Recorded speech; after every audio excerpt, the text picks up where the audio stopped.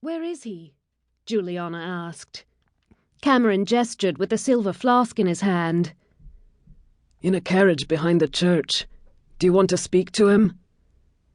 Of course I want to speak to him. I'm going to marry him.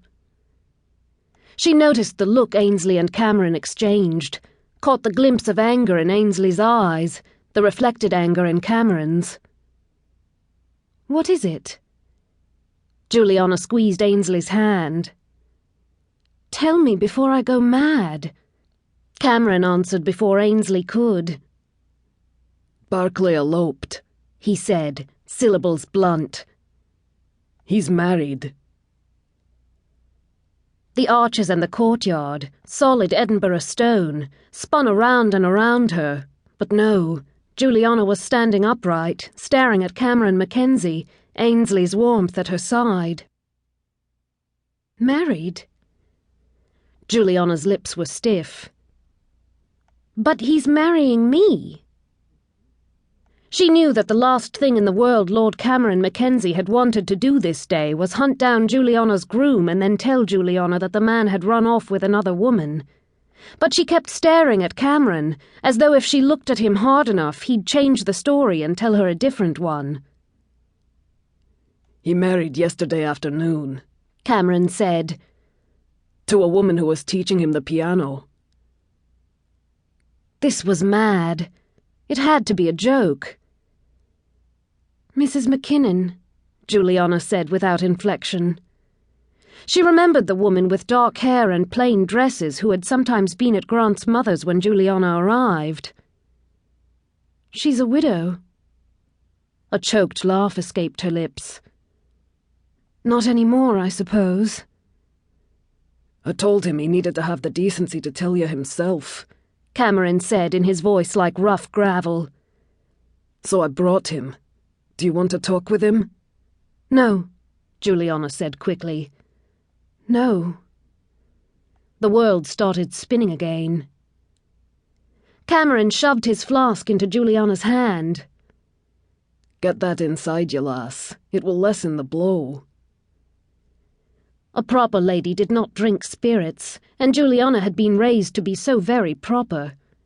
But the turn of events made this a highly improper occasion. Juliana tipped back the flask and trickled a bit of burning Scots whisky into her mouth. She coughed, swallowed, coughed again, and dabbed at her lips as Cameron rescued the flask. Perhaps she should not have drunk it. What Cameron had told her was starting to seem real. 200 people waited in the church for Juliana St. John and Grant Barclay to wed. 200 people who would have to be told to go home.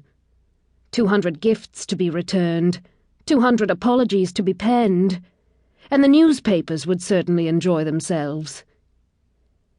Juliana pressed her hands to her face. She'd never been in love with Grant, but she'd thought they'd at least formed a friendship, a mutual respect for each other. But even that, Grant hadn't given her even that. What am I going to do? Cameron tucked the flask into his greatcoat. We'll take you home. I'll have my carriage pull up in the passage at the end of this walk. None need to see you. They were kind, Ainsley and Cameron. They were being kind. Juliana didn't want kindness. She wanted to kick and rage, not only at Grant, but at herself. She'd been so secure in her engagement, rather smug that she was in no danger of being left on the shelf. Not only that, she'd wanted the stability of a normal life, something she'd fought for all her life. Her future had just crumbled to dust, her safe choice ripped from beneath her feet. Shock still rendered her numb, but she sensed regret coming hard on its heels. Juliana rubbed her arms, suddenly chilled. Not yet. Please give me a moment. I need to be alone for just a moment. Ainsley glanced into the courtyard, into which people were now emerging from the church proper. Not that way. There's a chapel down here. We'll keep them out. Bless you, Ainsley.